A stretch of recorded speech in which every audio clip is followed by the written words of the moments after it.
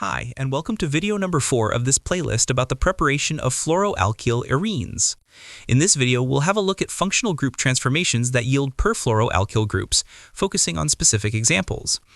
If you want to learn more about the general reactivity and properties of fluorinated organic compounds, these are discussed in the first video of this playlist. The examples in this video will be presented in the order given here. First, I'll show you some deoxyfluorinations of alcohols and of various carbonyl compounds.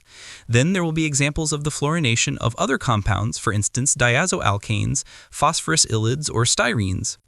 A more thorough discussion of deoxyfluorination and many examples and reagents are in my videos about the conversion of alcohols into organic fluorides. Many of these reactions require or generate hydrogen fluoride and will therefore corrode or rupture standard laboratory glassware. If only small amounts of hydrogen fluoride are formed, glass reactors can be protected by adding silica gel to the reaction mixture as a hydrogen fluoride scavenger. Deoxyfluorinations, that is, nucleophilic substitutions of hydroxy groups by fluoride, proceed less readily than, for instance, deoxychlorinations, because fluoride is small and tends to form strong bonds to solvent molecules, in particular protic solvents. This here is an optimized procedure for the conversion of a benzylic tertiary alcohol into a fluoride. Because of the electron withdrawing effect of the two trifluoromethyl groups, this substitution was difficult, and small variations of the conditions led to much lower yields. Benzaldehyde was easier to convert into difluoromethylbenzene, for instance with just 1.7 equivalents of a DAST analog and a small amount of ethanol. No oxidation of the formal group occurred. Alternatively, a combination of sulfuryl fluoride and tetramethylammonium fluoride can also be used. Sulfuryl fluoride is an inexpensive fumigant used to kill termites or other insects. Similar conditions also convert aryl ketones into geminal difluorides. Interestingly, both the tertiary benzylic ether and the tert-butyl carbamate remained unchanged. Benzoic acids and benzotrifluorides are at the same oxidation stage and should therefore be interconvertible just by nucleophilic substitution.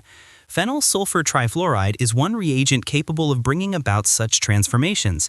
Here, with a mixture of phenyl sulfur trifluoride and hydrogen fluoride in pyridine, benzoic acid was cleanly converted into trifluoromethylbenzene.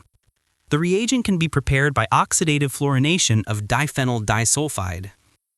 Still more reactive and less expensive than phenyl sulfur trifluoride is sulfur tetrafluoride, a toxic gas with a boiling point of -38 degrees Celsius that should be handled with care.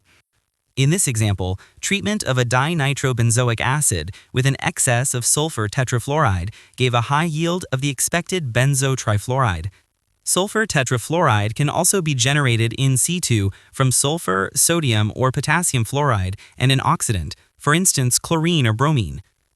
Alternatively, benzoyl fluorides might be used as starting materials, as shown here.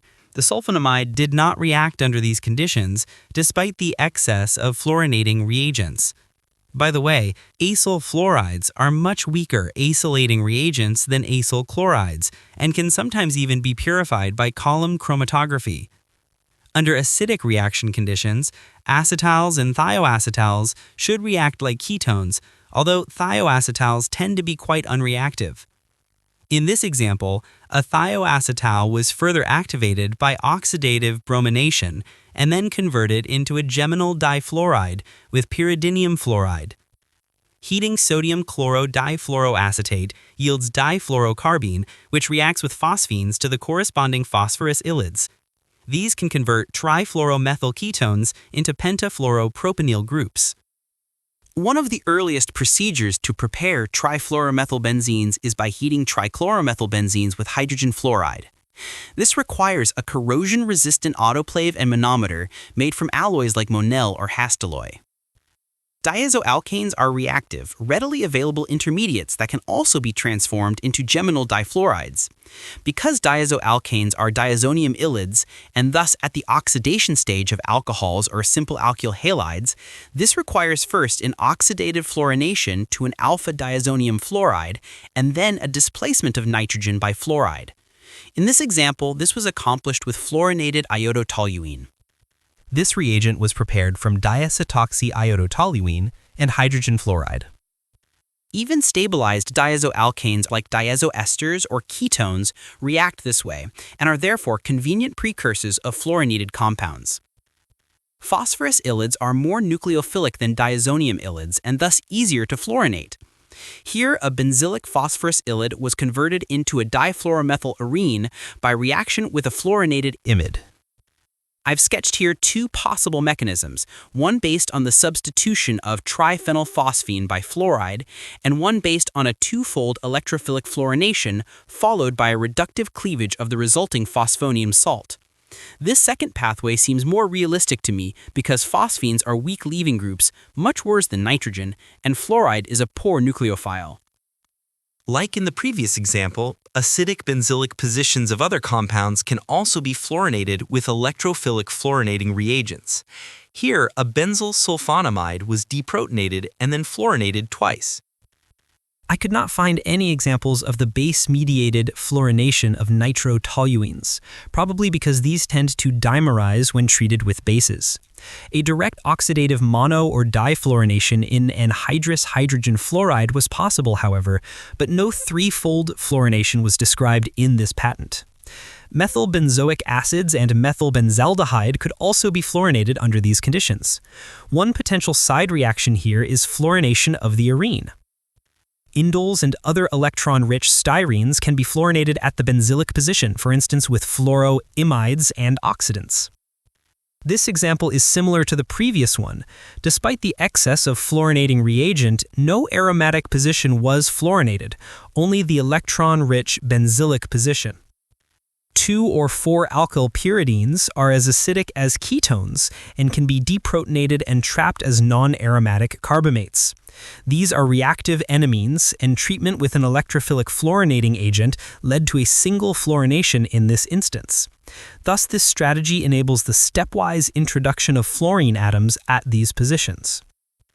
In this example, treating an azidose styrene with hydrogen fluoride and an oxidant led to a migration of the azido group and again to fluorination of the benzylic position. Even enantioselective versions of such reactions have been reported. Catalytic amounts of a chiral aryl iodide were converted into a fluorinating reagent by treatment with fluoride and metachloroperbenzoic acid. To achieve a high enantioselectivity, the reaction had to be conducted at -40 degrees Celsius for 2 days. Traditional conversions of carboxylic acids into alkyl halides, for instance the Hunsdicker reaction, only work well for chlorides and bromides. In recent years, conditions for the preparation of fluorides by decarboxylation have been found, however. Some of these can even be used to prepare trifluoromethylarenes from difluoroaryl acetic acids as shown here. This procedure could also be used to prepare difluoromethylarenes. The starting material was prepared by copper-mediated fluoroalkylation of an aryl iodide, as discussed in part 2 of this video playlist. Here are some more references which you can also find in the description of this video. As usual, there is a PDF version of the slides under the Posts tab of my channel. This was the last video of this playlist. I hope you found it useful. Thanks for watching and see you next time.